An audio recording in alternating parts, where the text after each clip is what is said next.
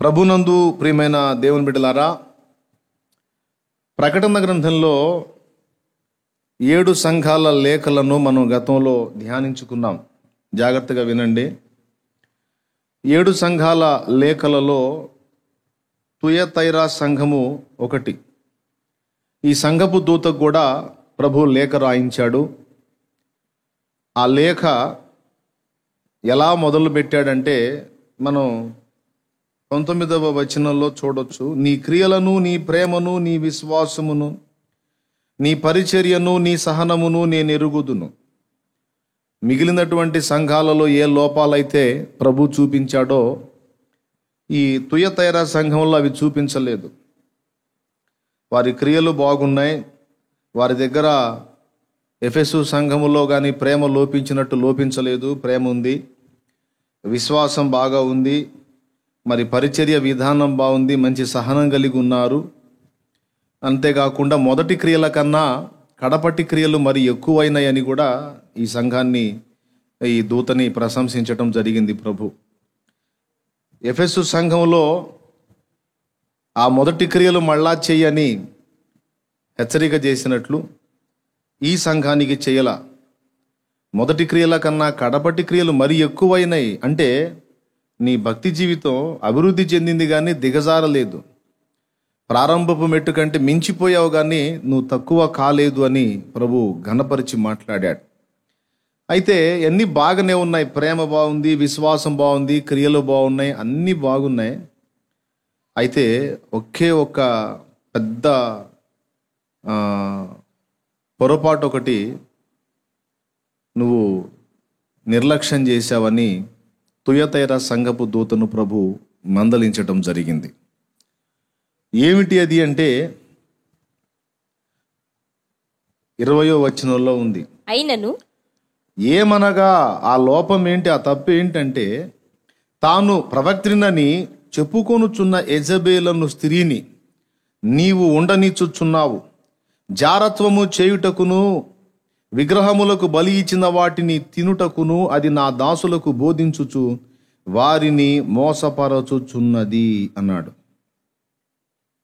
యెజబెలను స్త్రీని నీవు ఉండనిచ్చుచున్నావు అన్నాడు. దేవుని సంఘంలో యెజబెలు ఉండటం సాధ్యమేనా? వాస్తవంగా మనకు తెలిసి పాత నిబంధనలో రాజుల గ్రంథంలో అహబు రాజు యొక్క భార్య పేరు యెజబెలు. బయలుదేవత ఆరాధకురాలు, జారిణి, అంతేకాదు చిల్లంగి విద్య తెలిసినటువంటి వ్యక్తి ఆమె. మాంత్రికురాలు, జారిణి, అలాగే బయలుదేవత ఆరాధకురాలు ఆమె. ఈ యెజబెలు దేవుని ప్రజల్ని తడబాటుకు గురి చేసింది. జీవము గల దేవుడైన యెహోవాను సేవించాల్సిన ఇశ్రాయేలు జనాంగం మొత్తాన్ని కూడా దాదాపు బయలు వైపు తిప్పేసింది. యెహోవా ప్రవక్తలను కొందరిని చంపించింది, కొందరిని పట్టుకోండని ఆజ్ఞ జారీ చేసింది. కొంతమంది తప్పించుకొని రహస్యంగా ఓబద్య ద్వారా భద్రపరచబడ్డారు కొందరు. ప్రియులారా, బాగా గమనించండి. ఏలియా దేవుని చేత పంపబడిన వాడై ఇశ్రాయేలు జనాంగాన్ని ఏమని ప్రశ్నించాడో మనకు తెలుసు. మీరెన్నాళ్ళు 2 తలంపుల మధ్య తడబడుచుందురు అంటాడు. అంటే తడబాటుకు గురి చేసింది. యెహోవా దేవుడా, బయలుదేవుడా అర్థం కాకుండా గజిబిజి గందరగోళం చేసేసి దేవుని ప్రజల్ని దేవుని వైపు నుండి వేరే దాని వైపు మళ్లించిన వ్యక్తి యెజబెలు. దేవుని సంఘంలో యెజబెలు ఉండటం ఏమిటి? సంఘదూత తన సంఘంలో ఆమెను ఉండనీయటం ఏమిటి? సంఘ నాయకుడు ఆమెని గుర్తుబట్టి కూడా ఎందుకు ఆమెని తొలగించలేకపోయాడు అనే ప్రశ్న మనం వేసుకుంటే కొంచెం ఆశ్చర్యం కలుగుతుంది. ఎట్లా ఉంటుంది యెజబెలు అని. కానీ ఉంది. వాస్తవంగా ఆనాటి యెజబెలు వచ్చి ఇప్పుడు సంఘంలో ఉందని కాదు. యెజబెలులో పనిచేసినటువంటి దురాత్మ ఏదైతే ఉందో అది తుయతైరా సంఘములో కూడా ఏలుబడి చేస్తుంది. అంటే యెజబెలు తప్పుడు బోధకు, తప్పుడు ఉపదేశానికి సాదృశ్యంగా మనకి నూతన నిబంధనలో ప్రకటన గ్రంథంలో దేవుడు చూపుతున్నాడు. పొరపాటు బోధలకు, తప్పుడు బోధలకు, లేఖనాలను అపార్థం చేసుకునే బోధలకు, మనల్ని పొరపాటులోకి నెట్టేసేటువంటి బోధలకు ఒక సాదృశ్యంగా యెజబెలు పేరు దేవుడు వాడాడు. అక్షరార్థంగా నిజంగా యెజబెలు అక్కడ లేదు, కానీ యెజబెలు అనగానే మనకు గుర్తు రావాల్సింది దుర్బోధ, లేక పొరపాటు బోధ, తప్పుడు బోధ, అబద్ధ బోధ.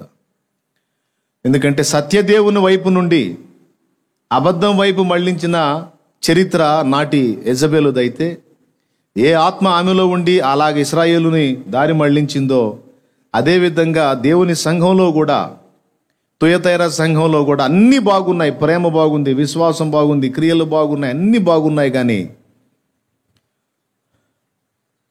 ఒక పొరపాటు బోధ ఒకటి రన్నింగ్లో ఉంది అక్కడ. సంఘదూతకు తెలుసు, సంఘనాయకుడికి తెలుసు ఈ బోధ ఉంది, ఇది పొరపాటు అని తెలుసు, కానీ దాన్ని ఉండనిచ్చాడు అని దేవుడు గద్దిస్తున్నాడు. దీన్ని ఎలా మనం చెప్పుకోవచ్చు అంటే, సంఘనాయకుడికి తెలిస్తే దాన్ని నెట్టేస్తాడు కదా బయటికి. వాస్తవంగా తెలిసి కూడా ఉండనిచ్చాడు అంటే ఇది ఏ విధమైందై ఉండొచ్చు? తెలిసి ఏ దైవజనుడైనా ఒక పొరపాటు బోధని అనుమతించే అవకాశం ఏ కోణంలో ఉంది అంటే, ఒక అద్భుతమైన మాట ఏమని చెప్పుకోవచ్చు అంటే, పారంపర్య బోధ ఉంటుంది చూసారా? పారంపర్య బోధ అంటే ఈయన వ్యక్తిగతంగా బైబిల్ చదువుతాడు, ఈయనకు కూడా అందులో వాస్తవాలు తెలుసు, కానీ ఈయనకు ముందున్నటువంటి వాళ్ళు ఒక పునాది వేస్తారు. మన సంఘ విధానం ఇది, మన సంఘ క్రమం ఇది, మన సంఘ పద్ధతి ఇది ఇంతే, మనం దీన్నే ఫాలో అవ్వాలి అని ఒక పునాది వేస్తారు. ఇది ముందున్నటువంటి దైవజనులు, ముందు తరాల దైవజనులు ఒక సంఘానికి. ఇక తర్వాత వచ్చేటువంటి దైవజనాంగం, ఆ సంఘంలో నాయకులుగా ఉండేవాళ్ళు వాస్తవం ఏంటో వాళ్ళకి తెలుసు. వాళ్ళు నమ్ముతున్న సిద్ధాంతాల్లో కొన్ని లోపాలు ఉన్నాయన్న గ్రహింపు కూడా వాళ్ళకు ఉంటుంది. కానీ మరి పారంపర్యంగా నేను సంఘ నాయకుడిని కాక ముందు నుంచి ఇది అమల్లో ఉంది, ఇప్పుడు నేను వచ్చి దీన్ని మార్చటం అనేది జరిగే పని కాదు. మా సంఘ పునాదులే అవి. మరి ఇప్పుడు వచ్చి నేను కొత్తగా దీన్ని మార్పిడి చేయటం అంటే అది నేను కష్టాలు కొని తెచ్చుకున్నట్టు అవుతుంది. కాబట్టి నేను కూడా అందరితో పాటు ఓటేస్తే సరిపోతుంది, ఆ ఒక్కటే కదా, ఇక అన్నీ నేను దాదాపు మార్చేశాను, ఆ ఒక్క పొరపాటు బోధే కదా, ఏం పర్వాలేదులే అని ఇన్ని మంచి కొలతలు కలిగినటువంటి సంఘములో కూడా కొన్ని లోపాలను పారంపర్యంగా వస్తున్నాయి కాబట్టి ఇక వాటిని మార్చలేం బ్రదర్ అని చెప్పి వాటిని అలాగే కొనసాగింప చేయటం తుయతైరా సంఘపు అనుభవం.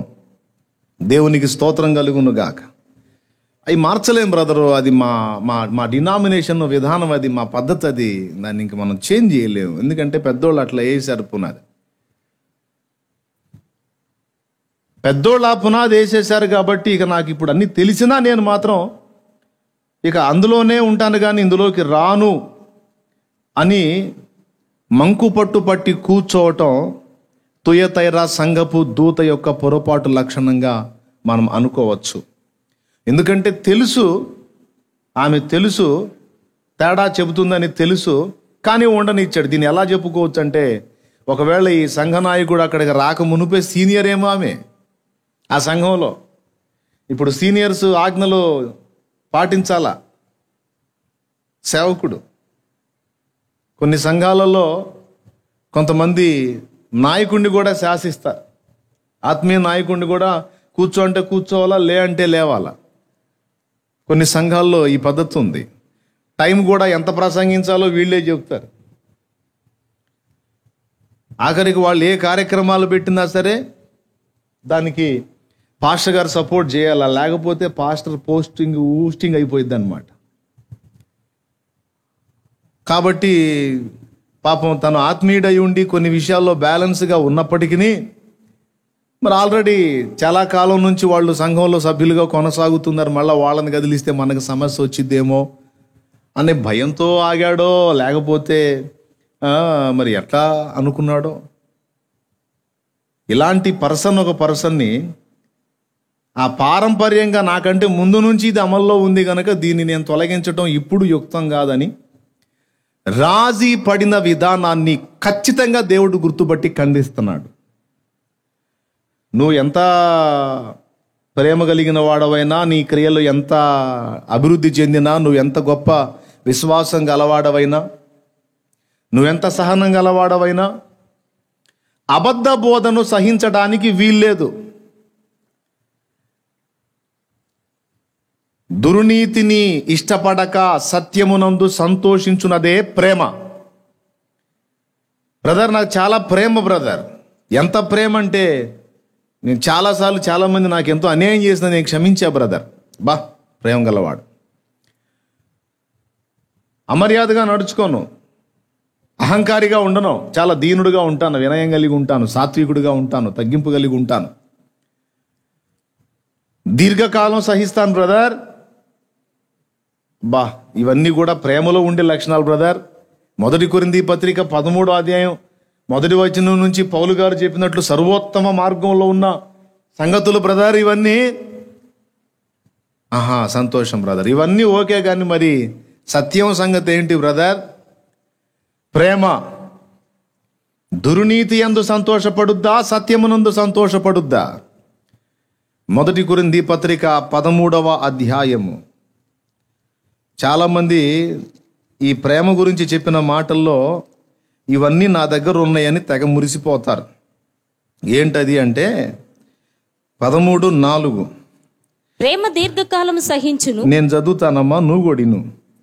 ప్రేమ దీర్ఘకాలము సహించును, దయ చూపించును. ఈ వ్యక్తి అనుకుంటాడు, నాకు సహనం ఉంది, నాకు దయ కూడా ఉంది, ప్రేమ మత్సరపడదు. నాకు లేదు బ్రదర్, నాకు అసలు ఎవరు అభివృద్ధి చెందుతుంటే వాళ్ళు నాకు నిజంగా వాళ్ళ కోసం ప్రార్థిస్తా బ్రదర్, నేను వాళ్ళు అభివృద్ధి చెందాలని. ఎంత మంచి బుద్ధి. ప్రేమ డంబముగా అవును బ్రదర్, నాకు డాంబికాలు ఉండవు, నేను చాలా మరుగును ఉంటాను, చాలా తగ్గింపు కలిగి ఉంటాను. ఇది కూడా ప్రేమతత్వమే, గొప్ప సంగతే.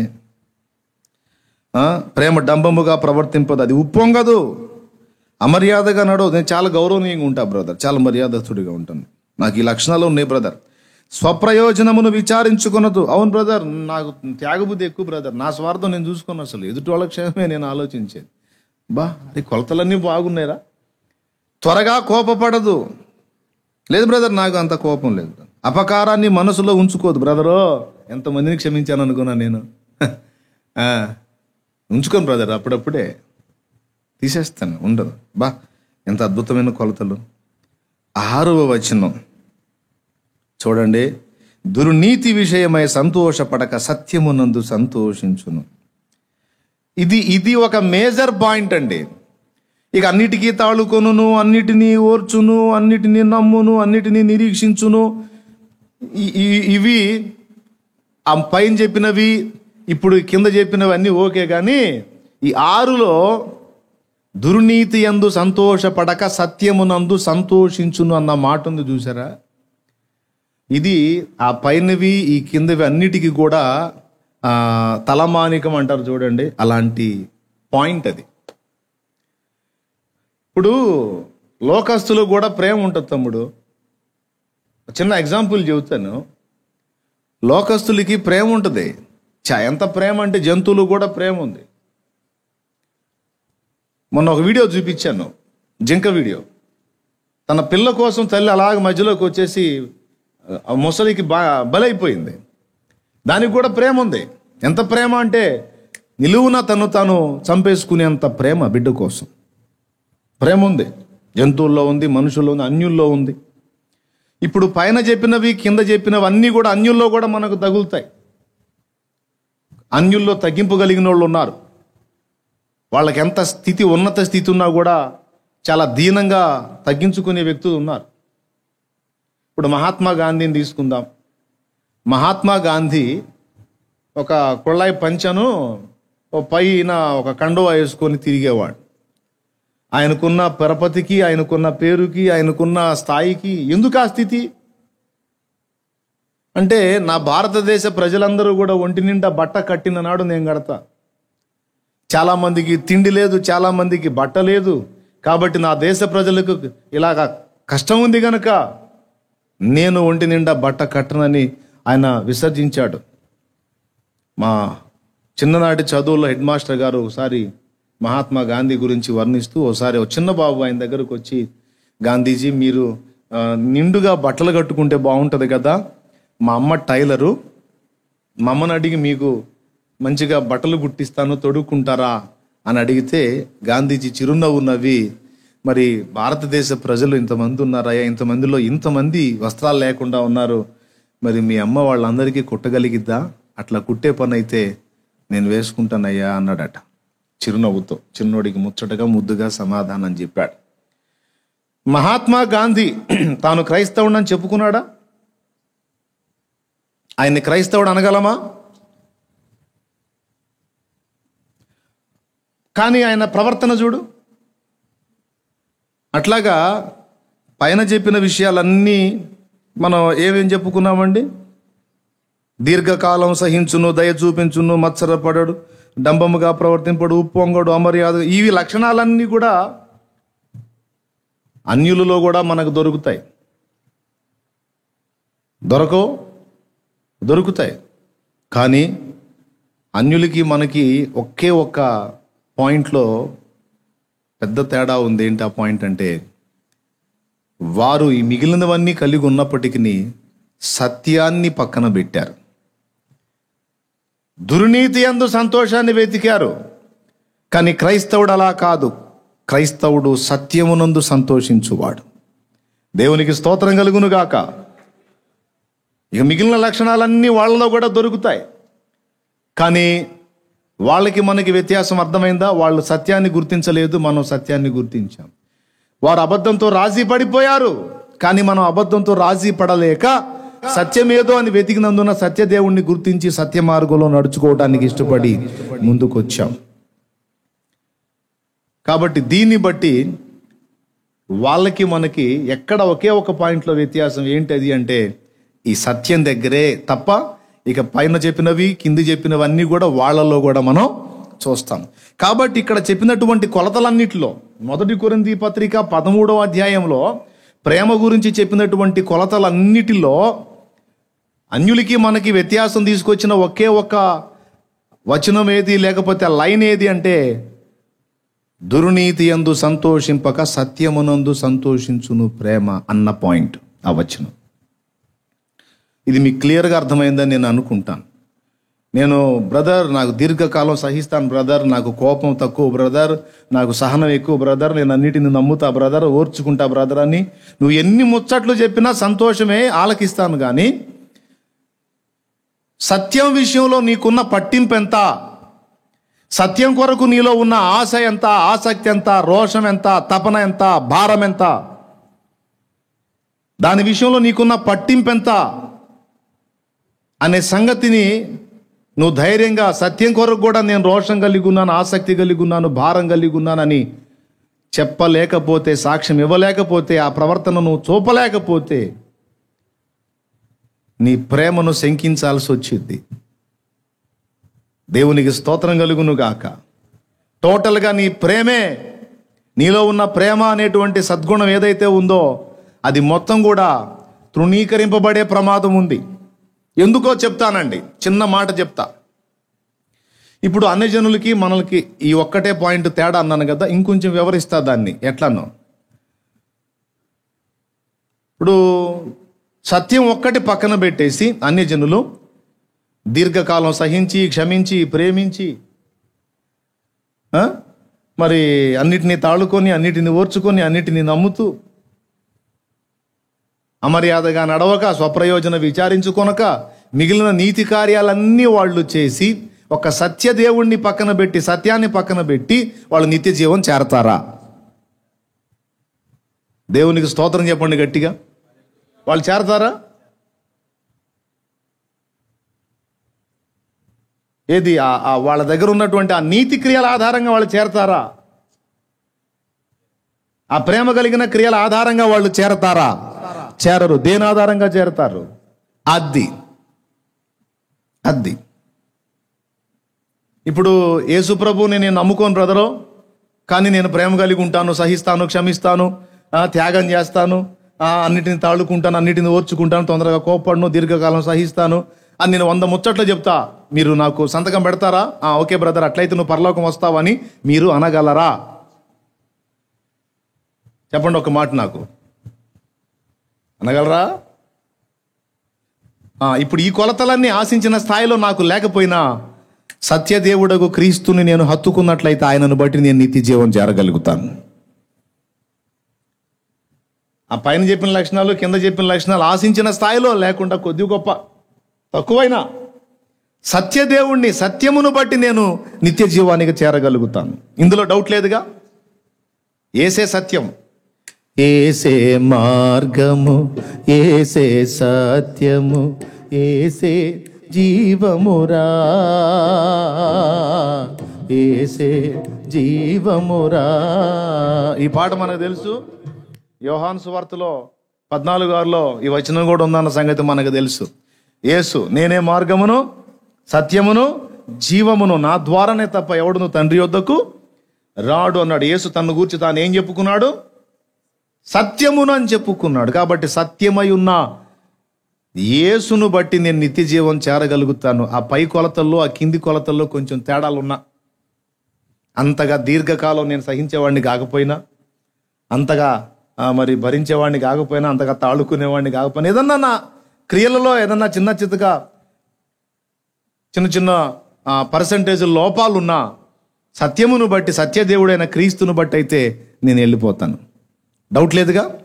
కానీ ఆ ఒక్కటి పక్కన పెట్టేసి, సత్యం ఒక్కటి పక్కన పెట్టేసి, బ్రదర్ నేను అబద్ధాన్ని నమ్ముతాను కానీ ఇవన్నీ చేస్తాను అంటే ఆ వ్యక్తి వెళ్తాడా? నిత్య జీవానికి వెళ్తాడా? ఇది ఈరోజు లైవ్లో వీక్షిస్తున్న వాళ్ళు, తర్వాత వినబోతున్న వాళ్ళు కూడా గుర్తుపెట్టుకోండి. చాలామందికి బ్రదర్ ఈ సత్యం అని, సిద్ధాంతాలని ఇవన్నీ మనకి ఎందుకు బ్రదర్? మనం ఏదో మనకు దోసింది, మనం ఏదో దేవుడు మనకి ఇచ్చింది 4 మొక్కలు చెప్పేసుకుని వెళ్ళిపోతే పోతుంది. ఇక మనకి ఎన్ని అవసరం అంటాం? అంటే దేవుడు ముఖ్యంగా పట్టించుకున్నది దాన్నే. తుయతైరా సంఘంలో ఏమేం చెప్పాడు? అన్నీ బాగున్నాయి అన్నాడు. నీ ప్రేమ బాగుంది అన్నాడు, నీ సహనం బాగుంది, నీ క్రియలు బాగున్నాయి, నీ విశ్వాసం బాగుంది, నీ ఫస్ట్ క్రియల కంటే చివరి క్రియలు ఇంకా అద్భుతంగా ఉన్నాయి అన్నీ చెప్పి, ఇన్ని బాగున్నాయి కాబట్టి ఇక నువ్వు కూడా పర్వాలేదులే అనలా. ఇవన్నీ బాగున్నాయి కానీ బాబు ఆ పొరపాటు బోధ సంగతి ఏమిటి నాయనా అన్నాడు. అది ఏముందిలే ప్రవ్వా, ఇదిగో ఇన్ని మంచి లక్షణాలు ఉన్నాయి, ఒకటే ఉందిలే ప్రవ్వా. రే బాబు నువ్వు వదిలిపెడతావురా, నేను వదిలిపెట్టను. ఎందుకంటే ఇవన్నీ కొంచెం అటు ఇటు అయినా అది వేరే సంగతి, కానీ సత్యము పొరపాటును కూడా మార్పు చెందకూడదు, అబద్ధము బోధించకూడదు. దేవుడు దాని మీద కేసు రాశాడు. దేవుడు నన్ను ఆయన పరిచర్యకు పిలిచినప్పుడు, 2006లో నన్ను దేవుడు తన పరిచర్యకు పిలిచినప్పుడు ముందుగా నన్ను దర్శించి దేవుడు నాకు నేర్పినది ఏంటో తెలుసా? సత్యము. నాకు ఒక భయం, నా గుండెల్లో ఒక భయం ఏంటో తెలుసా? ఒక సమూహాన్ని దేవుడు నాకు అప్పగిస్తున్నప్పుడు వారికి సరైన రీతిలో ఉపదేశం చేసి వారిని పరిపూర్ణతలోకి నడిపించి వారందరినీ నిత్య జీవంలో చేర్చున్నట్లుగా నేను జాగ్రత్తలు తీసుకోవాలి. ఒక సమూహాన్ని దేవుడు నాకు అప్పగిస్తాడు. వాళ్ళ అమాయకులు, కొంత వాళ్ళకి తెలిసి ఉండొచ్చు, కొంత తెలియకపోయి ఉండొచ్చు, లేదా మొత్తంగా తెలియకపోయి ఉండొచ్చు. నేను చెప్పే ప్రతి మాటని వాళ్ళు నమ్ముతుండొచ్చు అమాయకంగా. కాబట్టి నేను వాళ్ళకి మార్గదర్శకుడిగా ఉన్నాను కాబట్టి సరైన రూట్లు చూపించాలి నేను. ఓసారి ఒక ఊరికి మేము ప్రయాణమై వెళ్ళాం. ఒక దగ్గరికి వెళ్ళేసరికి 3 రోడ్లు ఉన్నాయి అక్కడ. ఒకటి ఎదురు రోడ్డు ఉంది, ఒకటి ఈ ప్రక్కకు ఉంది, ఒకటి ఈ ప్రక్కకు ఉంది. అక్కడ ఒకడు నిలబడి ఉంటే అతను అడిగాం, ఫలానా ఊరు వెళ్ళాలి, ఎటు పోవాలని. వాడికి తెలియకపోతే నాకు తెలియదు బాబు అంటే సరిపోను. వాడు అది ఇటుపోండి అన్నాడు. ఇప్పుడు మాకు మార్గదర్శి ఎవరు?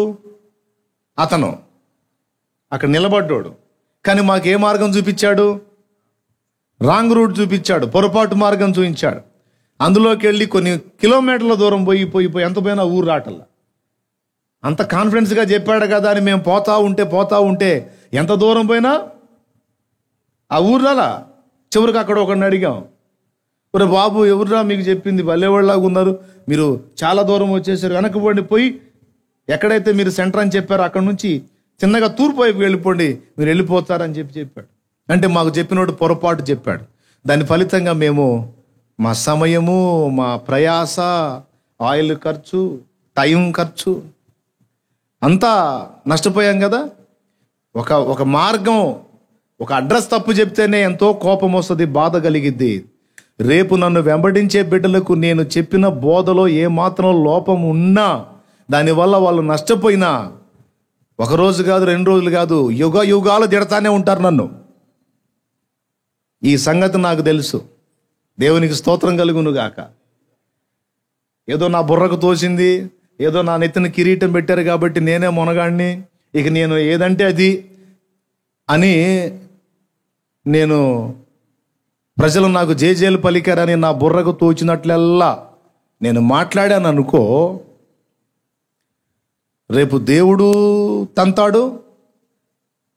నా పొరపాటు నడిపింపులో నష్టపోయిన ప్రజలు కూడా నిత్యంతో పర్యంతం కూడా నన్ను చూసినప్పుడు వాళ్ళకి మండుతూనే ఉంటుంది. పెద్ద మొనగాడు అనుకున్న వీడు తప్పుడు మార్గం చూపించి మమ్మల్ని అందరినీ మిస్లీడ్ చేశాడు, పొరపాటు బోధ చేసి మమ్మల్ని నిత్య జీవంలో ఒకవేళ చేర్చబడిన వాళ్ళైతే తక్కువ అంతస్తులో ఉంటారుగా, తిట్టుకుంటా ఉంటారు. తమరి దరిద్ర బోధ నమ్మి మేము ఈ గతి పట్టామని. ఒకవేళ అబద్ధాలు నమ్మి నరకానికి పోయిన వాళ్ళు ఇంకా దారుణంగా తిడతారు.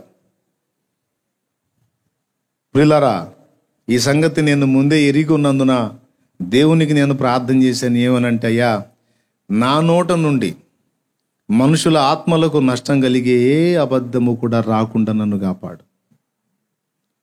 సత్యమే ప్రజలకు చెప్పాలి, సత్యమే బోధించాలి. సత్యము బోధించి వారిని నీ చిత్తానికి, నీ సంకల్పానికి సరైన రీతిలో సిద్ధపరచాలి. నన్ను అనుగ్రహించు నాయనా, నన్ను జాగ్రత్త చేయి నాయనా అని నేను దేవుణ్ణి వేడుకున్నందున ఆయన మహాకృప చేత ఈ కడవరి కాలంలో నాకు ఒక సమూహాన్ని అప్పచెప్పక మునిపే నన్ను సత్యం వైపుకు మళ్ళించి ఇదే త్రోవ, దీనిలో నడువని అనేక సంగతులు నాకు ముందటనే దేవుడు ఎరిగించినందున ఈరోజు నేను ధన్యుడనయ్యాను.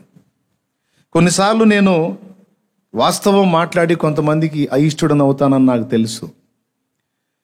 షాలేము రాజన్న అంత ఆత్మీయుడు, ఇంత మంచోడు, అంత మంచోడు అని నా గురించి మంచిగా గొప్పగా ఊహించుకున్న కొంతమంది వారు నడుస్తున్న సంఘంలో ఉన్న పొరపాటు ఏదన్నా నేను ఎత్తి చెప్పాను అనుకో, వాళ్ళ మనసు గాయమైపోయి అన్న ఆ విషయాలు చెప్పకుండా ఉంటే బాగుండు, అన్న ఆ సంగతులు చెప్పకుండా ఉంటే బాగుండు, అందరూ వాటి జోలికి పోకుండా పై పూతలు పూసుకుంటా పోతున్నట్టు అన్న కూడా అట్నే పూసుకుంటా పోతే బాగుండు, చక్కగా అందరి ప్రశంసలు, అందరి మన్ననలు పొందుతాడు. ప్రియులారా, నేను కూడా అలాగా కొంతమంది అనుకున్నట్టు నేను ఆలోచిస్తే మరి ఇక సత్యం ఎవరు చెప్తారు? ఎంతమంది ఉన్నారు? నేను చెప్తాను. పాపం ఈ సత్యం కొరకు వెంపర్లాడుతూ రోషం కలిగి తప్పించేటువంటి వాళ్ళు, బాగా గుర్తింపబడ్డ ఆత్మీయ నాయకుల్లో నాకు తెలిసి ఒకరిద్దరు మినహాయించి ఇంకెక్కువగా కనపడలేదండి. రే బాబు, సత్యంరా, సిద్ధాంతంరా, పునాదులు జాగ్రత్తరా బాబు అని మొత్తుకుంటున్న వాళ్ళు, గతించిన వాళ్ళని మినహాయిస్తే ప్రస్తుత తరంలో ఉన్నోళ్లలో ఒకరిద్దరు మినహాయించి నాకు ఇంకా ఎక్కువ మంది కనబడలా. ఎవరినో కించపరచాలని నేను ఈ మాట చెప్పట్లా. నేను చేసే ఉపదేశాన్ని, నేను చెప్పే ఈ మాటల్ని దైవ జనాంగం కూడా వింటారని నాకు తెలుసు. అందరూ ఆలోచిస్తారని చెప్తున్నా. జస్ట్ మనం ఏదో నేను ప్రసంగం దంచుతున్నాను అనుకోవద్దు. సోదర భావంతో మనందరం ఫ్రీగా మాట్లాడుకుంటున్నాం అన్నట్లు. నేను ఈ విషయాలు ఎత్తకుండా ఏదో వేరే సంగతులు మాట్లాడుకోవచ్చు, కానీ దేవుని ఆత్మ నన్ను బలవంత పెడుతున్నాడు. ఏమనో తెలుసా? ఇతరుల మనస్సుల్లో నువ్వు ఖండించి దిద్దుబాటు చేసేటువంటి ఉపదేశం చేసినప్పుడు వాళ్ళ మనస్సుల్లో నీకున్న చోటు పోతుంది అని నువ్వు ఆలోచించినట్లయితే అసలు నీవు నాకు దాసుడవే కాదు అని దేవుడు మాట్లాడుతున్నాడు. నేను మనుషులను సంపాదించుకొన చూచుచున్నానా? మనుషుల దయను సంపాదించుకొన చూచుచున్నానా?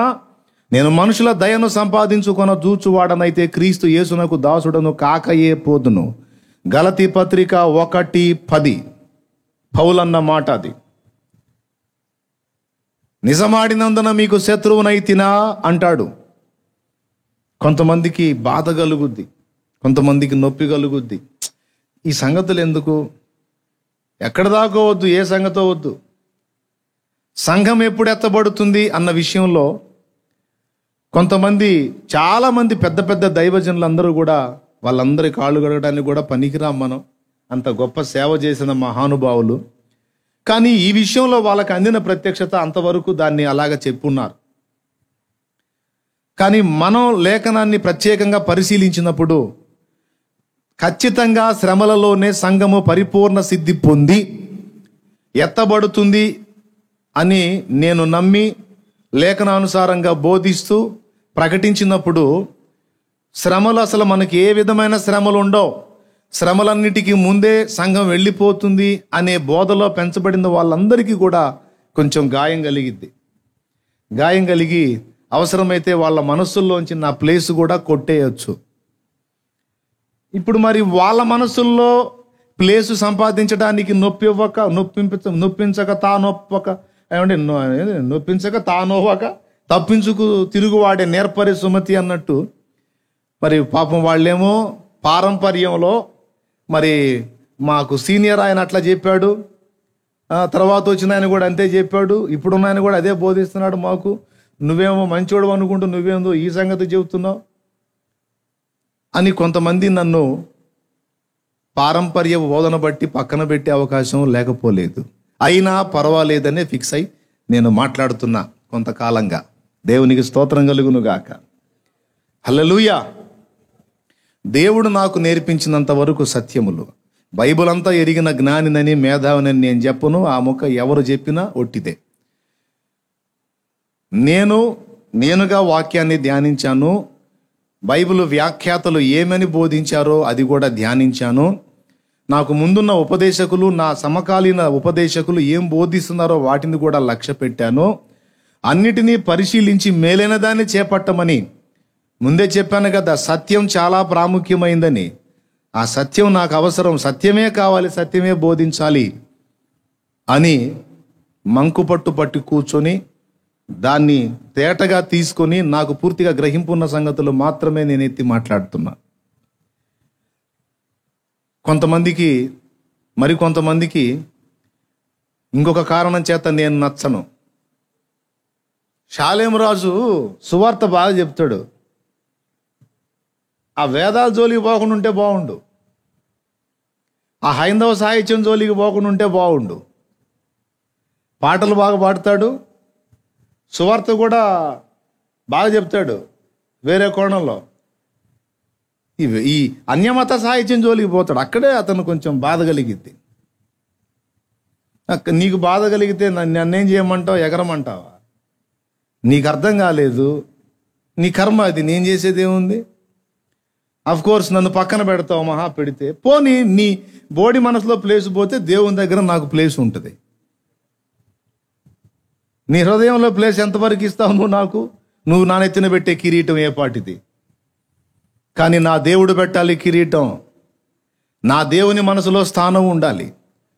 కాబట్టే కొంతమంది పచ్చిగా నన్ను ద్వేషించి నా మీద డైరెక్ట్గా వ్యతిరేకంగా పోస్టులు పెట్టి అవమానపరచాలని చూసిన లక్ష్య పెట్టకుండా ఎదురు తిరిగి పోరాడి నేనున్న పందాలోనే కొనసాగుతున్నా. ఎందుకంటే లేఖనానుసారంగా అవకాశాన్ని దేవుడు ఇచ్చాడు. ఏ విధము చేతనైనా నశించిపోతున్న ఆత్మలను రక్షించడం కోసం పౌలు మహనీయుడు ఏథెన్సులోనున్న వ్యక్తులకు సువార్త చెప్పటానికి, యూదులకు చెప్పటానికేమో పరిశుద్ధ లేఖనాలలో నుంచి యూద సమాజ మందిరాల్లో పాత నిబంధన లేఖనాలను ఎత్తి తర్కించాడు. ఏదెన్సులోని అన్యులతో మాట్లాడేటప్పుడు వాళ్ళకి సువార్త ఎలా చెప్పాలి అని ఆలోచన చేసి ఆ ఏదెన్సు పట్టణం బహు విగ్రహములతో నిండి ఉండుట చూచి ఆత్మ పరితాపము పట్టలేక ఆవేదన పడి వీళ్ళకి ఎలా పరిచయం చేయాలి ప్రభువునని అన్వేషించి వారి దేవతా ప్రతిమలను చూచుచు వారి దేవాలయాలు తిరిగాడట. ఏం అవసరం అండి పౌలుకి వాళ్ళ దేవాలయాలు తిరిగే అవసరం ఏముంది? ఈరోజంత బొమ్మ మనకు కనపడతారు, మనోళ్ళు గందరగోళం అయిపోతారు. ఆయన పక్కాగా వాళ్ళ దేవాలయాలని తిరిగాడు. నేను సంచరించుచు మీ దేవతా ప్రతిమలను చూచుచుండగా తెలియబడని దేవునికని వ్రాయబడిన ఒక బలిపీఠము నాకు కనపడెను అని ఉంది. అందులో తెలియక మీరు దేని యందు విశ్వాసం ఉంచితురో, మీరు ఆల్రెడీ నమ్ముతున్న దాన్నే నేను మీకు ప్రచురం చేస్తున్నాను అన్నాడు. అపోస్తలుల కార్యములు 17వ అధ్యాయం 23వ వచనంలో ఉంటుంది ఈ మాట. కానీ ఇలాగ నేను మాట్లాడినందున కొంతమంది హృదయంలో నాకు ప్లేస్ పోయింది. పర్వాలేదు. నిజంగా సత్య ప్రేమికులు, సత్య సంబంధులు, సత్యాన్వేషకులు, సత్యాసక్తి కలిగిన వారు, నిజమైన ఆత్మీయతను ప్రేమించేవారు, దేవుని వాక్యాన్ని హృదయపూర్వకంగా ఇష్టపడేవాళ్ళు, వాక్యానుసారంగా బ్రతకగోరేవాళ్ళు ఎంతమంది ఉన్నారో వారందరి హృదయంలో తప్పకుండా దేవుడు నాకు ప్లేస్ ఇస్తాడు. దేవునికి స్తోత్రం కలుగును గాక. అదైతే మెజారిటీ ఉండదు, మైనారిటీ ఉంటుంది. ప్రారంభం నుంచి కూడా అంతే. యేసును ద్వేషించిన వాళ్ళు ఎక్కువ, యేసును ప్రేమించిన వాళ్ళు తక్కువ. పౌలు, పేతురు, యోహాను ఇత్యాది భక్తులను ద్వేషించిన వాళ్ళు ఎక్కువ, ప్రేమించిన వాళ్ళు తక్కువ. ప్రపంచ ప్రజలంతా అందరితో కూడా సంఖ్యలో పోల్చుకుంటే మిగిలిన జనాంగం అంతా ఎక్కువ, దేవుని సంబంధులు, సత్య సంబంధులు తక్కువ. ఇదైతే మెజారిటీ ఉండదు, మైనారిటీ ఉంటుంది. అయినా పర్వాలా. గంగి గోవు పాలు గరటడైనను చాలు, కడవడైననేమి కరము పాలు అన్నాడు. ఏమండి, మంచి గోవు పాలు ఒక గంట చాలు, కడవడైతేనేమి గాడిద పాలు అన్నట్లు సత్యాన్ని ఇష్టపడని వాళ్ళు వాళ్ళు ప్రేమించినా ఒకటే, ప్రేమించకపోయినా ఒకటే. సత్యాన్ని ఇష్టపడే హృదయాలు 10 హృదయాల్లో నాకు స్థానం ఉన్న ఆ 10 మందిని బట్టి దేవుడు నా నెత్తిన కిరీటం పెట్టే అవకాశం ఉంటుంది. నేను ఒక తీర్మానం చేసుకున్న, అబద్ధం చెప్పకూడదు. అబద్ధాలు 2 రకాలండి. ప్రభు చిత్తం అయితే మళ్ళీ ఒకసారి ఎప్పుడన్నా చెప్తా. ఆ 144,000 మంది గురించి ఉంటుంది. ప్రకటన 14లో 1,44,000 మంది. వాళ్ళ గురించి 2 మాటలు అంటాడు. వీరు స్త్రీ సాంగత్యమున అపవిత్రులు కానివారు, వీరి నోట ఏ అబద్ధము లేదు, వీరు అనింద్యులు అంటాడు. దేవుని చిత్తమైతే ఒక్కసారి ఆ టాపిక్ ఎత్తి చెప్తాను నేను తప్పకుండా, అసలు వాళ్ళు ఎవరు అనే విషయం. కాబట్టి మనుషులతో మనుషులాడే అబద్ధాలు, అలాగే దేవుని ఎదుట మనిషి ఆడే అబద్ధాలు. దేవుడు దేన్ని సీరియస్గా తీసుకుంటాడంటే, ఒక దైవ సేవకుడుగా ఉన్నవాడు తన నోట అబద్ధపు బోధ చేస్తే వినేవాడి శరీరానికి నష్టం కాదు, వాడి ఆత్మకు నష్టం. శరీరానికి నష్టం కలిగించే అబద్ధాలు ఒకవేళ దేవుడు క్షమించే అవకాశం ఉందేమో కానీ, ఆత్మలకు నష్టం చేకూర్చేటువంటి బోధ పొర్రపాటును కూడా దేవుడు ఊరుకోడు. దాని విషయంలో ఖచ్చితంగా లెక్క అడుగుతాడు. కాబట్టే సంఘానికి ఉపదేశించాల్సిన సిద్ధాంతపరమైన పునాదులు కావచ్చు, భవిష్యత్తు సంభవాలు కావచ్చు, నేను మా బ్రదరు చెప్పాడు, మా పెద్ద ఆయన చెప్పాడు, మా చిన్న ఆయన చెప్పాడు, ఆయన చెప్పాడు, ఈయన చెప్పాడు, ఇక ఆయన చెప్పింది నంది అంటే నంది, పంది అంటే పంది అన్నట్టు ముడి వేసుకొని వాళ్ళు చెప్పిందే మనం చెప్పినట్టుగా కాకుండా, మనంగా కూడా వ్యక్తిగతంగా వాక్యాన్ని ధ్యానించి పెద్దలు చెప్పినవి, పౌలు చెప్పిన బోధ అలాగునున్నదో లేదో బెరయ విశ్వాసులు పరిశీలనగా చూసినట్టు బెరయ విశ్వాసుల అనుభవంలోనికి మనందరం రావలసి ఉన్నది. ఎందుకంటే ఇక రాకడ దగ్గర వస్తుంది, సమయం ఆసన్నమైంది. ఒకటొకటి ఇక ప్రకృతి వైపరీత్యాలు, సంభవాలు స్టార్ట్ అవుతున్నాయి. కరోనా ఇంకా ఒక కొలిక్కి రాలా, మళ్ళా కరువు రాబోతుంది. కరువు ఎలా రాబోతుందో తెలుసా? 2 విధాలుగా మళ్ళీ అదొక ప్రమాదం ఉంది. ప్రార్థన చేయాలి. ఇప్పుడు కరోనా వచ్చినా కొంతమంది దగ్గర కాసులు ఉన్నందున ప్రాబ్లం లేదనుకుంటున్నారు. కాసులున్నా కూడు దొరకని రోజులు రాబోతున్నాయి. ఇప్పుడు 2 కారణాలను బట్టి కరువు రాబోతుంది.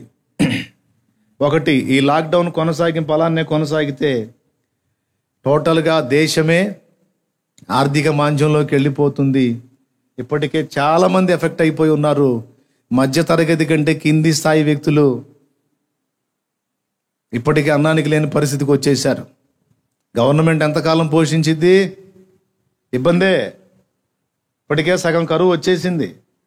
అయితే ఈరోజు ఇందాక అందిన వార్త, మిడతల దండు బయలుదేరిందని. అంతకుముందు పాకిస్తాన్లో ఉందిలే అనుకున్నారు, రాజస్థాన్లోకి వచ్చింది. ఇక రాజస్థాన్లోకే కాదు, ఇక తెలుగు రాష్ట్రాల్లో కూడా రాబోతుందని ఇందాక న్యూస్లో చెప్తా ఉన్నారు. కోట్ల కొలది మిడతల గుంపు. మీకు గుర్తుందా? మిడతలు అనగానే మీకు ఐగుప్తు రావాలి గుర్తులోకి. దేవునికి స్తోత్రం కలుగును గాక. మోషే టైంలో ఐగుప్తులో ఏం జరిగిందో గుర్తు రావాలి. అంటే వరుసగా ఒక్కొక్కటి కఠినమైన పరిస్థితులు రాబోతున్నాయి. గతించిన దినములే కాస్త ప్రశాంతమైన దినములు. సోదరి సోదరులరా, గుర్తుపెట్టుకోండి. గతించిన దినములే నెమ్మది గల దినములు. ఇక రాబోతున్న దినములన్నీ ప్రభువు తన రాకడకు ముందు చెప్పిన సంభవాలలో జరిగేటువంటి సంభవాలన్నీ నెరవేరేటువంటి దినములు, కఠినమైన రోజులు. ఇంకా మనం పారంపర్యంలో ఉన్నదాన్నే పట్టుకొని కూర్చోకుండా కొంచెం విశ్లేషించుకొని, ఆలోచించుకొని, వివేచించుకొని నీకు దేవుడు అప్పచెప్పిన మందను నువ్వు మళ్ళీ కలుసుకుంటావు. తప్పకుండా కొద్ది కాలం తర్వాత దేవుడు మళ్ళా సంఘాన్ని సమకూరుస్తాడు. మళ్ళా సంఘం సమకూర్చబడినప్పుడైనా సరే సత్యము వారికి బోధించడానికి మళ్ళొక్కసారి లేఖనాన్ని ధ్యానించు. పెద్దల్ని మనం తృణీకరించటం కాదు, వాళ్ళని అమర్యాదగా మాట్లాడటం కాదు. ముంగమూరి దేవదాసయ్య గారు మహానుభావుడు ఒక చక్కని బంగారం వంటి మాట మాట్లాడాడు. అది ఒక సూక్తి, బంగారు సూక్తి. ఏ మతమును కానీ, ఏ వ్యక్తిని కానీ, ఏ డినామినేషన్ కానీ దూషింపరాదు, ద్వేషింపరాదు. తెలియనివి దేవునిని అడిగి తెలుసుకొనవలెను. ఇతరులు ఒకవేళ వాళ్ళు చెప్పిన బోధలో ఏదన్నా లోపం ఉంటే మహానుభావులు, గొప్పవాళ్ళు ఈ ఒక్క పాయింట్ ఎందుకో వాళ్ళు మిస్ అయ్యారని నేను మర్యాదగానే మాట్లాడుతున్నాను, కానీ వాళ్ళని తృణీకరించను. నేను చెప్పేదాన్ని కూడా ఎవరైనా మాట్లాడాలనుకుంటే ఇదే పందాన్ని అనుసరించి జాగ్రత్తగా విశ్లేషించుకోవాలి, వివేచించి మాట్లాడాలి. తొందరపడి ఆవేశాలకు లోనై ద్వేషించారనుకో, తప్పకుండా దానికి మీరు జవాబు చెప్పుకోవాల్సి ఉంటుంది.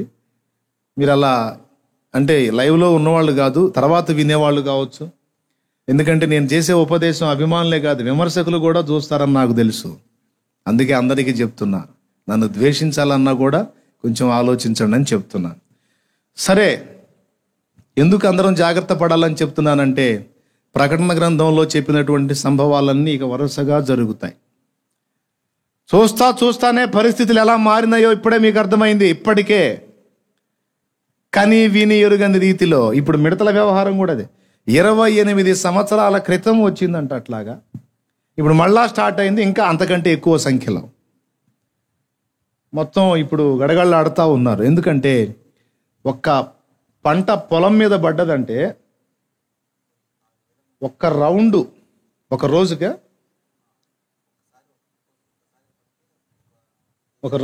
ఒక ఏరియాగా ఒక రోజుకో లెక్క చెప్పాడు. ఒక 35 నుంచి 36 వేల మంది తినే ఆహారాన్ని ఒక్క రౌండ్లో కొట్టి తినేస్తాయంటాయి. అంటే ఒక్కసారి ఒక పొలం మీద ఈ మిడతల దండు పడిందంటే దానికి ఒక కొలత చెప్పాడు. అది ఒక డేకో లేకపోతే ఇంత పొలానికనో. అది వాలిందంటే చాలు 35,000 మంది ఫుడ్ అయిపోయినట్టే.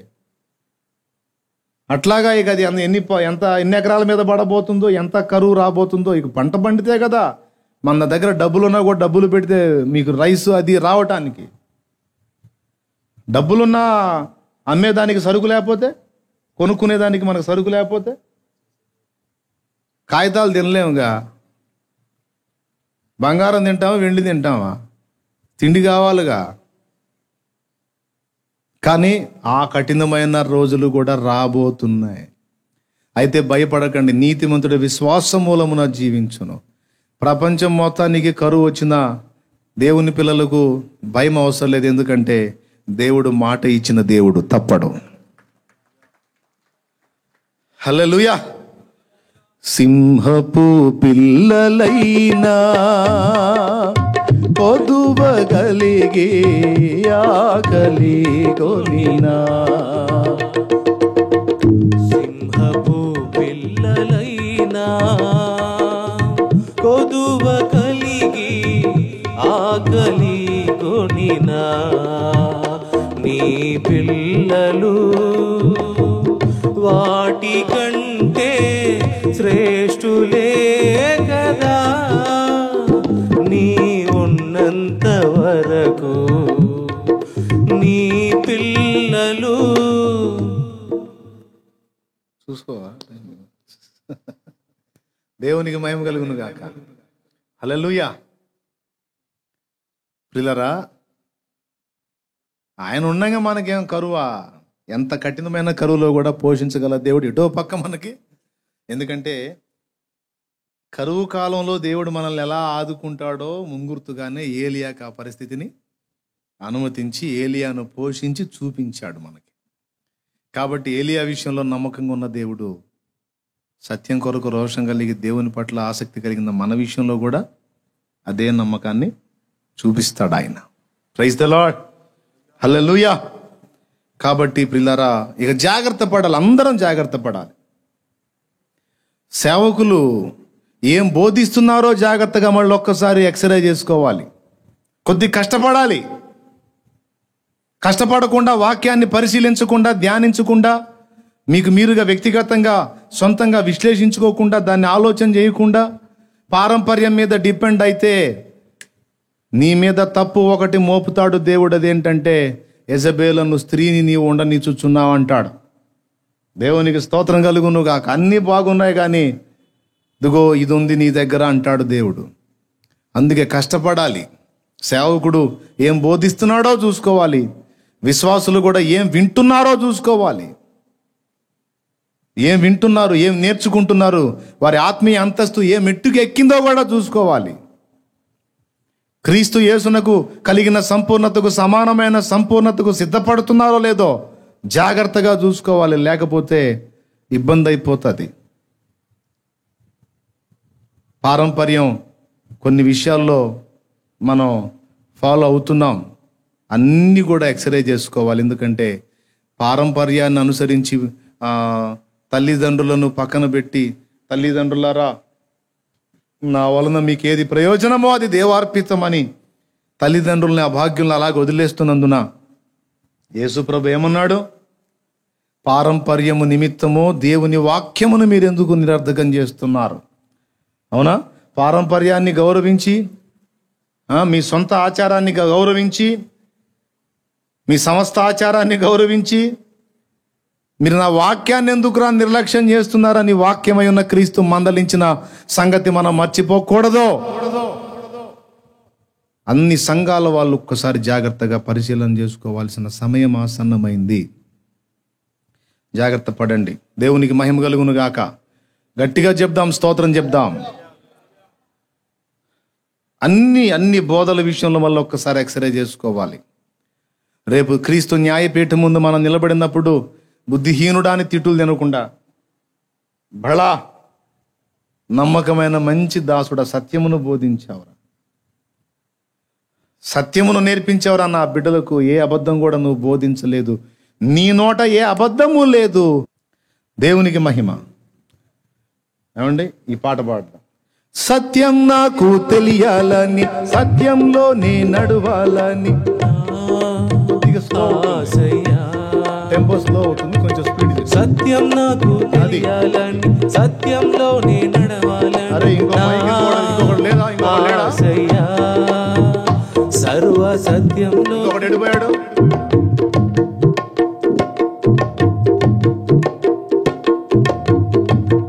దేవునికి స్తోత్రం కలుగును గాక.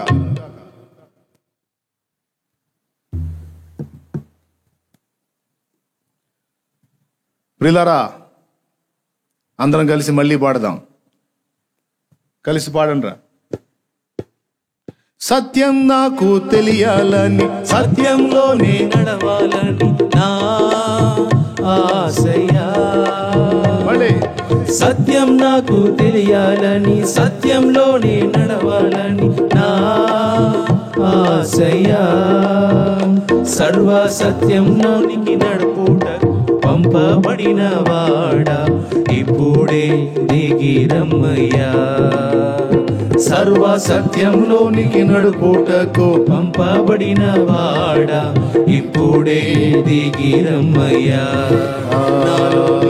నాలో నీవు, నీలో నేను, నాలో నీవు, ఆమేన్. నీలో నేను కలసి ఉండాలయ్యా. మనం కలసి ఉండాలయ్యా. కలసి ఉండాలయ్యా. మనం కలసి ఉండాలయ్యా. పరిశుద్ధ ఆత్ముడా యేసు పంపిన వాడవు నీవేగా. పరిశుద్ధ ఆత్ముడా. దేవునికి మహిమ.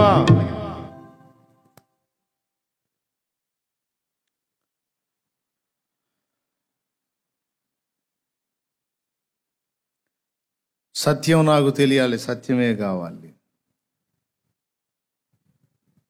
కొంతమంది దీన్ని అసలు పట్టించుకోలే, కానీ ముఖ్యం, తప్పకుండా దానికి ఖచ్చితంగా దేవుడు పెద్ద పీట వేస్తాడు. దాన్ని మర్చిపోకూడదు. నువ్వేం విన్నావో, ఏం నేర్చుకున్నావో, ఏ బోధలో పెంచబడ్డావో, ఏ ఉపదేశం నీకు అందిందో, ఎలాగ నువ్వు దాన్ని నమ్మావో మొత్తం అడుగుతాడు.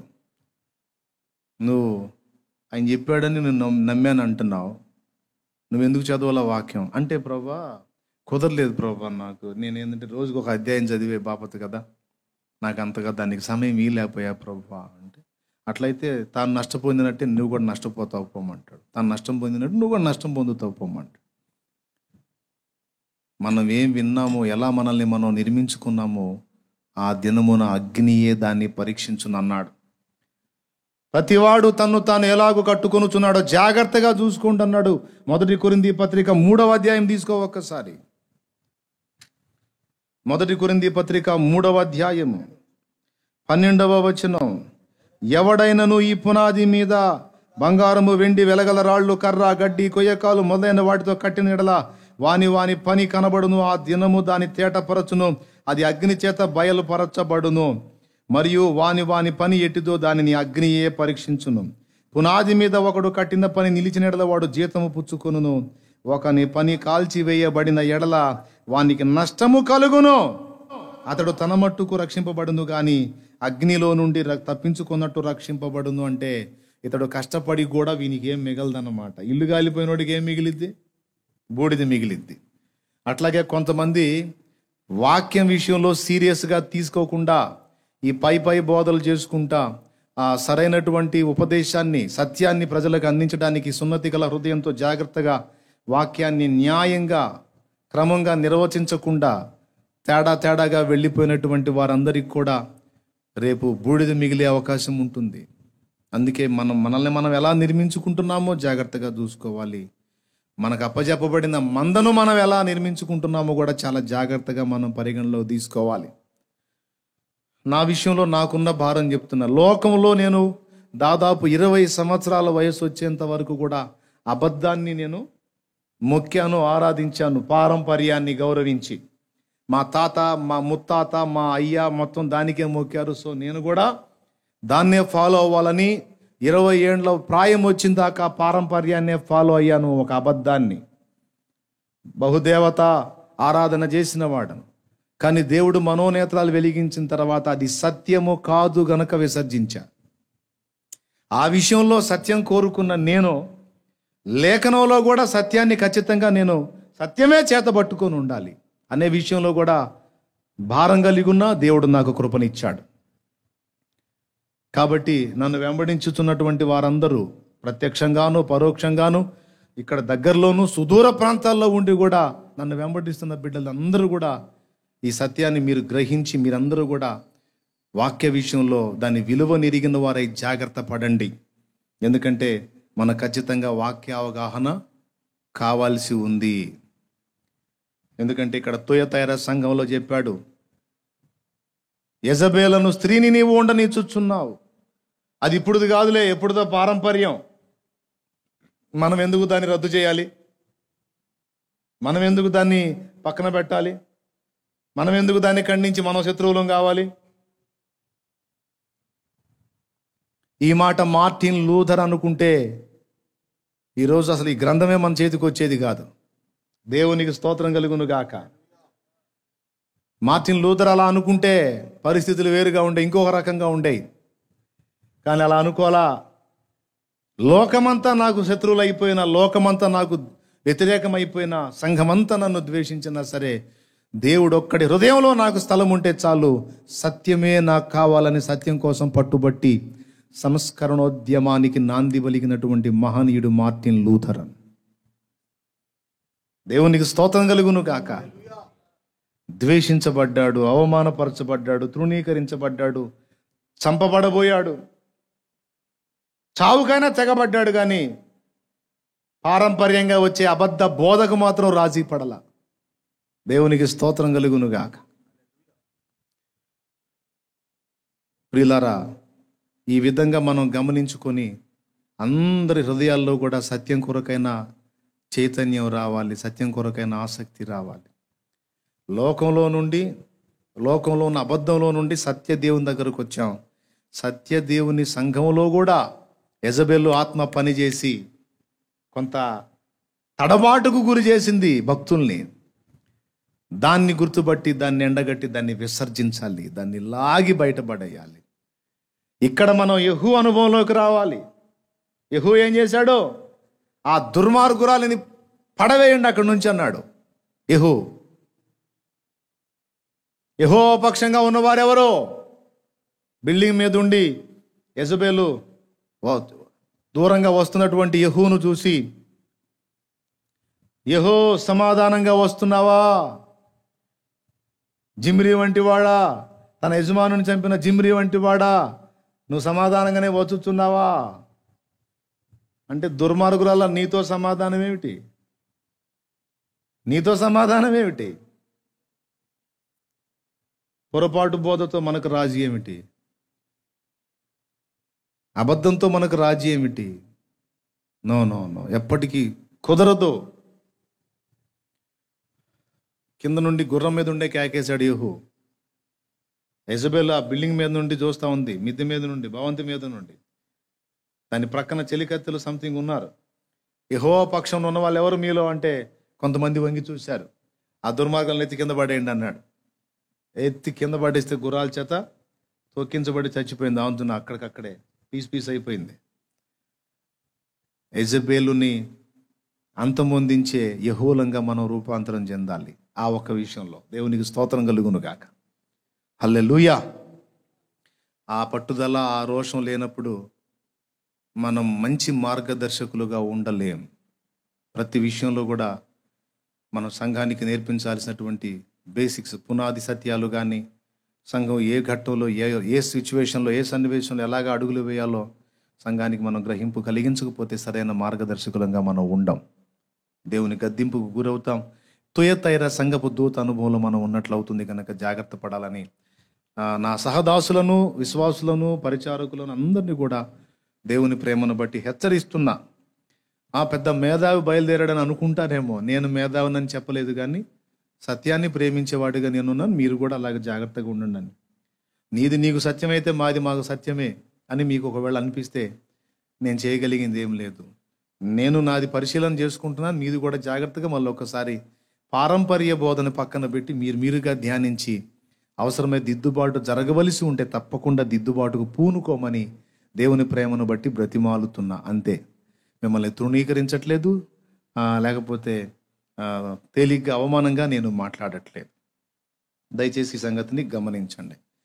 ఇక సంఘం ఎత్తబడే విషయంలోకి వచ్చేటప్పటికి నేనేమని బోధించాను? సంఘం శ్రమలు రెండు విధాలు. అంత్య అబద్ధ క్రీస్తు ముద్ర వేయించుకున్నటువంటి వ్యక్తులను, తరువాత విడవబడిన వారిని, వీళ్ళిద్దరిని దేవుడు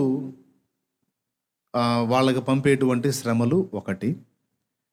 అంత్య అబద్ధ క్రీస్తు బయలుపరచబడిన తరువాత, వాడు అధికారం చేపట్టిన తరువాత కొంతకాలము సంఘం భూమి మీదనే ఉండి వాడి చేత శోధింపబడి శుద్ధ సువర్ణమై సంపూర్ణ సిద్ధి పొంది ఎత్తబడేటువంటి ఘట్టం. వాడు ఆ సంఘాన్ని ఆ మెట్టు కొరకు, లేకపోతే ఆ అనుభవం కొరకు వాడు పెట్టేటువంటి టార్చర్. ఇందులో సంఘం ఉంటుంది. అంత్య అబద్ధ క్రీస్తు పెట్టే శ్రమలలో సంఘం ఉంటుంది. దేవుడు పంపించేటువంటి ఉగ్రతలో సంఘం ఉండదు. దేవుడు పంపించేటువంటి ఉగ్రతలో సంఘం ఉండదు, వెళ్ళిపోతుంది. అంత్య అబద్ధ క్రీస్తు తెచ్చేటువంటి శ్రమలలో మాత్రం సంఘం ఉంటుంది అని నేను బోధించాను గత కొన్ని వారాలుగా. మళ్ళా స్పష్టంగా చెప్తున్నాను.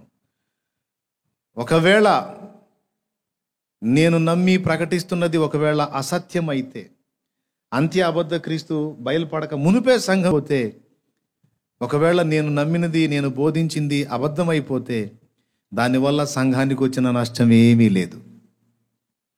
శ్రమలున్నాయి, జాగ్రత్త పడండి అని ప్రమాద హెచ్చరిక జారీ చేశాం. నేనే కాదు, తెలుగు రచయితల్లో, మన క్రైస్తవ రచయితల్లో కొంతమంది దైవజనులు, ఇంగ్లీష్ రచయితల్లో కొంతమంది దైవజనులు సంఘాన్ని హెచ్చరిక చేశారు. జాగ్రత్త, మనకు శ్రమలు ఉండవని, నిద్రపోవద్దు, ఉన్నాయి, జాగ్రత్త పడండి అని కొంతమంది ఎలుగెత్తి చాటారు. కొంతమంది అట్లేముండదు, అంత్యాబద్ధ క్రీస్తు బయలుపడేటప్పటికి మనం వెళ్ళిపోతామని కొంతమంది బోధించారు. పెక్కుమంది దైవజనులు బోధించారు, అంత్యాబద్ధ క్రీస్తు బయలుపడక మునిపే సంఘం వెళ్ళిపోతుంది, సంఘం వెళ్ళిపోయినాక వాడు లైన్లోకి వస్తాడని చాలా మంది దైవజనులు నమ్మారు, బోధించారు. గొప్పవాళ్లే, కానీ ఆ ఒక్క విషయంలో మాత్రం వాళ్ళు కూడా పారంపర్యాన్నే ఫాలో అయ్యారు. స్వీయంగా ధ్యానించలేదనుకు నేను అనుకుంటున్నా. ఆ ఒక్క పాయింట్లో పారంపర్యం మీదనే వచ్చినట్టున్నారు, అదే ప్రకటించారు. ఎందుకంటే వాళ్ళు ఇక సువార్త పరిచర్యలో ఉన్నందున దీని మీద ప్రత్యేకంగా దృష్టి పెట్టి అధ్యయనం చేసే పని చేయక, వాళ్ళ సువార్త మీద, ఆత్మల సంపాదన మీద మనసు పెట్టినందున ఈ సిద్ధాంతపరమైన బేసిక్స్ విషయంలో కొంచెం రాజీ జరిగింది. అర్థమైందా?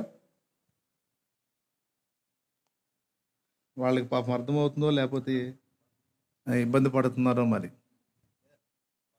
దేవునికి మహిమ కలుగును గాక. కానీ కొంతమంది మాత్రం ఖచ్చితంగా సంఘానికి సత్యం చెప్పాలని, మనకు శ్రమలు ఉండవని, నిద్రపోవద్దు, ఉన్నాయి, జాగ్రత్త అని హెచ్చరిక చేశారు. ఇప్పుడు అందులో నేను కూడా ఒకడిని అనుకోండి. నాకంటే ముందు భక్తులు చాలామంది సంఘం శ్రమల్లో ఉంటుందని బోధించిన వాళ్ళలో ఇంగ్లీష్ రచయితలు ఉన్నారని చెప్పాను. తెలుగు రచయితల్లో జక్ పూనేన్ గారు ఉన్నాడు. జక్ పూనేన్ గారు సంఘం ఖచ్చితంగా శ్రమల్లో ఉంటుందని ఆయన బోధించారు. తర్వాత రంజిత్ తోఫిర్ గారు ఉన్నాడు, ఆయన కూడా అదే మొత్తుకుంటాడు. ఆయన కూడా అదే చెప్తాడు, సంఘం శ్రమల్లో శుద్ధ సువర్ణమై ఎత్తబడుతుందని. తర్వాత ఇంకా మరికొంతమంది భక్తులు ఈ సంగతులు బోధించారు.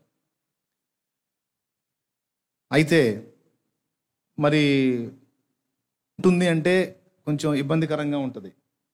కొంతమందికి లేదు వెళ్ళిపోయిద్దంటే ఆనందకరంగా ఉంటుంది. ఒక మాట చెప్తా, శ్రమలతో మనకి విడదీయరాని అనుబంధం ఉంది, గుర్తుపెట్టుకోండి. ఈ భూమి మీద ఉన్నంత వరకు అపోస్తల కార్యం మీరు జాగ్రత్తగా అధ్యయనం చేస్తే అపోస్తలు బోధించింది ఎక్కువ అదే.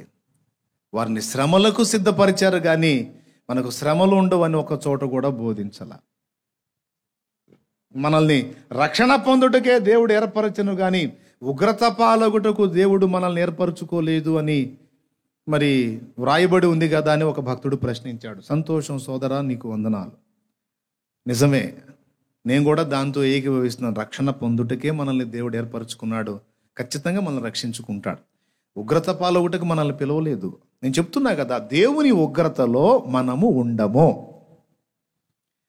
అంత్య అబద్ధ క్రీస్తు పెట్టేటువంటి శ్రమలలో మాత్రం సంఘం ఉండి తీరుతుంది, ముమ్మాటికి ఉండి తీరుతుంది అని నేను చెప్తున్నా.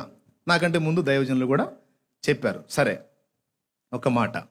ఇప్పుడు వారు చెప్పింది నేను చెప్పింది తప్పై అంత్యాబద్ధ క్రీస్తు బయలుపడక మునిపే సంఘం వెళ్ళిపోయింది అనుకో, శాలేం రాజన్న అనవసరంగా నీ మాటలు నమ్మి మేము నష్టపోయాము అని మీరు నన్ను అనగలరా?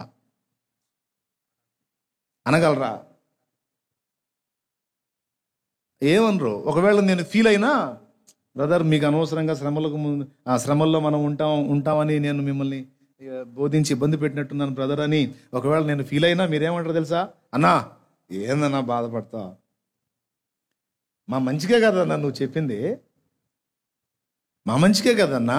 అయ్యా మనం శ్రమలకు ప్రిపేర్ అయి ఉండాలా, సిద్ధపడి ఉండాలా, జాగ్రత్తగా ఉండాలా, భక్తిగా ఉండాలా, పరిశుద్ధంగా ఉండాలా, నీతిగా ఉండాలా, దేవునికి సమీపంగా ఉండాలా అని చెప్పావు. కానీ మమ్మల్ని పాడు చేయలేదు కన్నా నీ బోధ.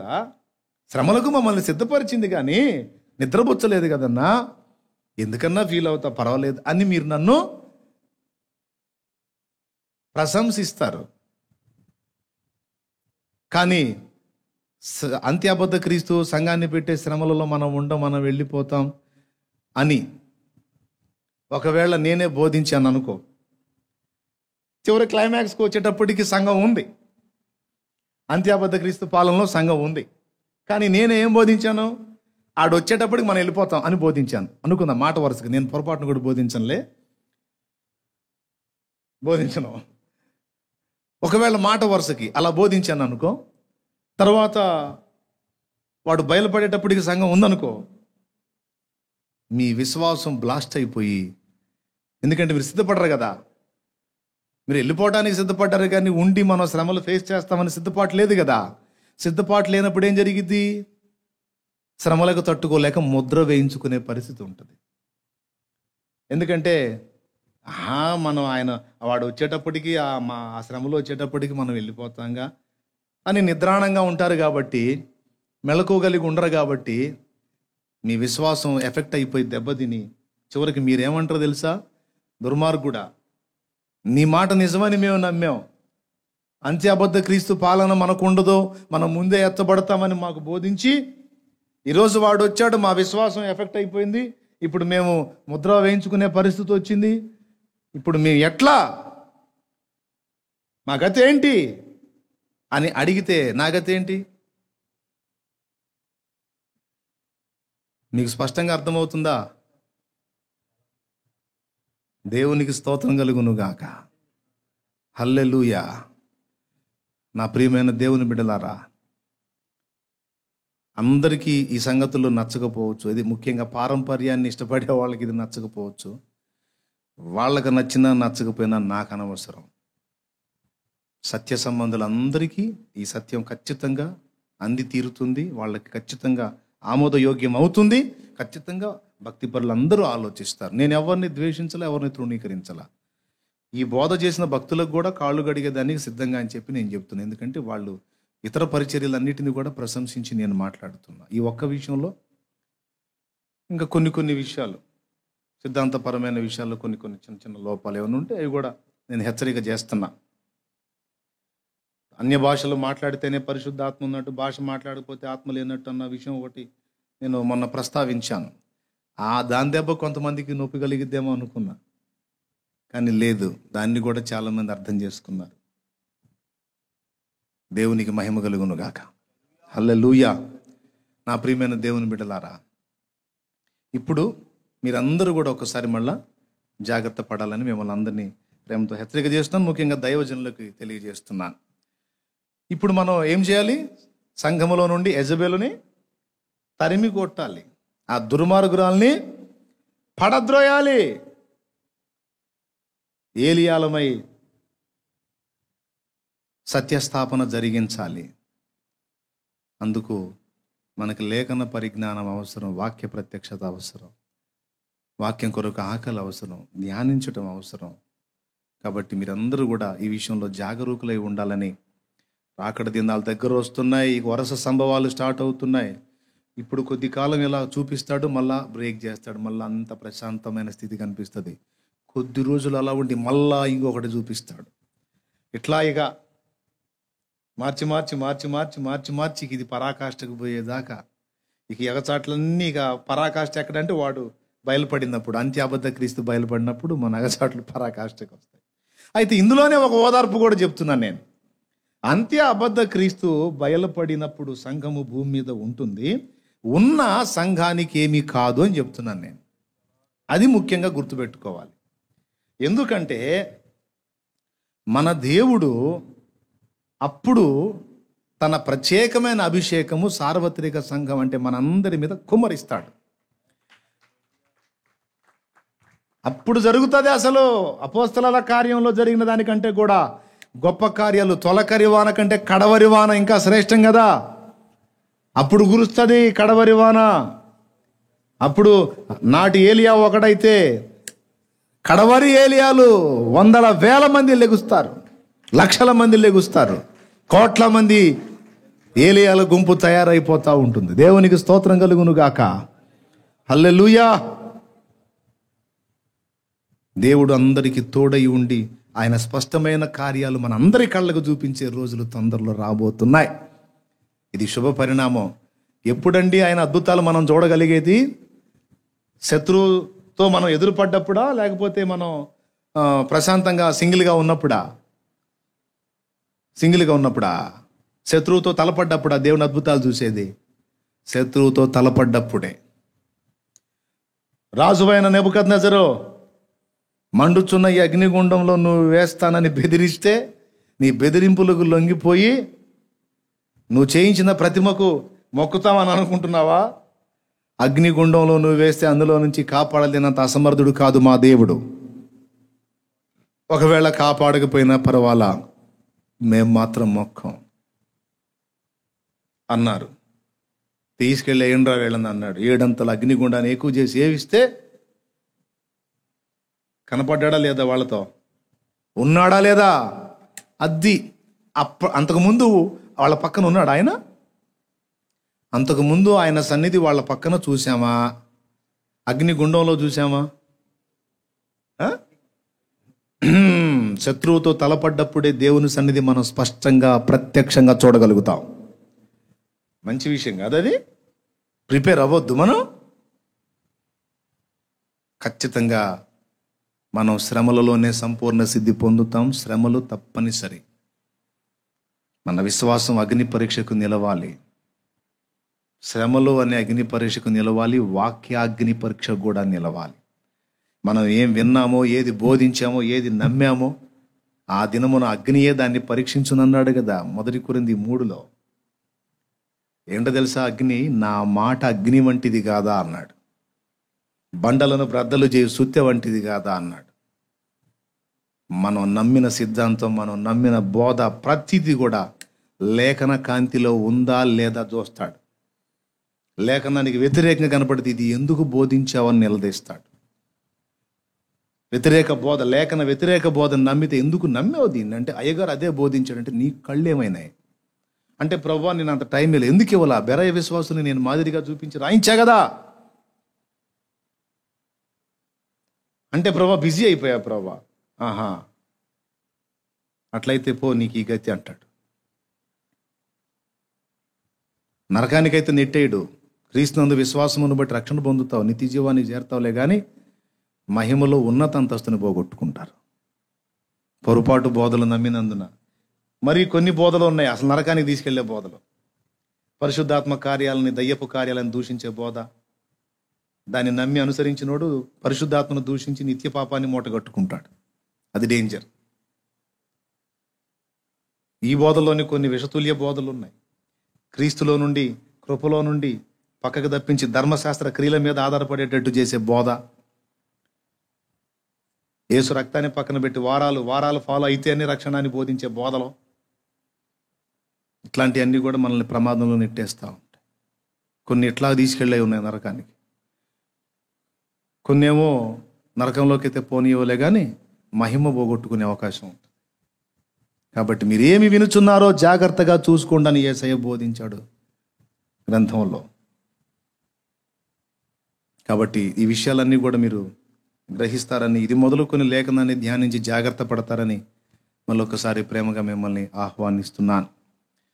ప్రియులారా, ముందుగా ఇప్పుడు పునాది వేశాను, నేను చెప్పబోయేదానికి పునాది వేశాను. ఇప్పుడు టైం ఎంత అయింది?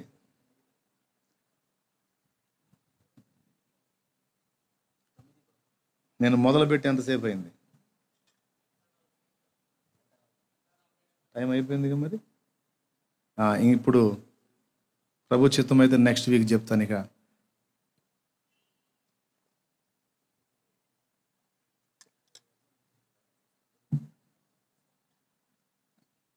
మెట్టుకి ఈ సంగతులు గుర్తుపెట్టుకొని మరి అందరూ కూడా సిద్ధపడాలని మిమ్మల్ని ప్రేమతో ఆహ్వానిస్తూ ఉన్నాను. ఖచ్చితంగా శ్రమలకు మనం సిద్ధపడాల్సిందే. శ్రమలు మనం ఫేస్ చేస్తాం కాబట్టి ఇప్పటి నుంచే విశ్వాసమును బట్టి ప్రభు మీద ఆధారపడి ప్రార్థనాపూర్వకంగా అన్ని విషయాలను దేవుని యొద్ద నుండి పొందుకొనుట అనేది మనం సాధన చేసి, దేవుని మీద ఆనుకొనుట అనే దాన్ని మనం పరిపూర్ణంగా సాధన చేద్దాం. నీకు ఉద్యోగం ఉందనుకుంటున్నావేమో, రేపు శ్రమలలో నీ ఉద్యోగం నీకు అక్కడికి రాదు. నీకు డబ్బులున్నాయి, నీ ఆస్తులని అనుకుంటున్నావు, రేపు ఇవేవి నీకు అక్కడికి రావు. ఒక్క దేవుడే నీకు దిక్కు. దేవుడే దిక్కు. నీ వెండి బంగారాలు నీకు అక్కరకు రావు, నీ ఆస్తిపాస్తులు నీకు అక్కరకు రావు, నీకున్న పొలాలు స్థలాలు నీకు అక్కరకు రావు, నీవు నమ్మిన కులము నీకు అక్కరకు రాదు, నీవు నమ్మిన జనము నీకు అక్కరకు రాదు, నీవు నమ్మిన ధనము నీకు అక్కరకు రాదు. దేవుడే దేవుడే దేవుడే నీకు దిక్కు. అదేదో ముందు నుంచి అలవాటు చేసుకో, ఇప్పటి నుంచి అలవాటు చేసుకో. ఈ ఒక్కటి ఈరోజు మీరు మనసులోకి తీసుకోండి. ముఖ్యంగా మిగిలినవి కూడా తీసుకోండి సుమా. ఒక తీర్మానం చేయండి, నేను మిగిలినవన్నీ కలిగి ఉండి సత్యమునందు సంతోషించక దుర్నీతినందు సంతోషించువాడనైతే నా ప్రేమ వట్టిదే ప్రభువా. నాకు సత్యం కావాలి, సత్యం నేను చేతబట్టుకోవాలి, శ్రమలకు సిద్ధపడాలి, ఇప్పటి నుంచే నీ మీద ఆనుకోవాలి, విశ్వాసం ద్వారా అన్ని పొందుకోవాలి, ప్రార్థనతో అన్ని ప్రార్థన ద్వారా సాధించుకోవాలి. ప్రభువా నన్ను బలపరచు. కొంతమందికి గ్రహింపు ఇచ్చింది ఇప్పటికే. నిజమేనన్నావు, ఎన్ని ఉద్యోగాలు ఉంటే ఏం లాభమన్నా?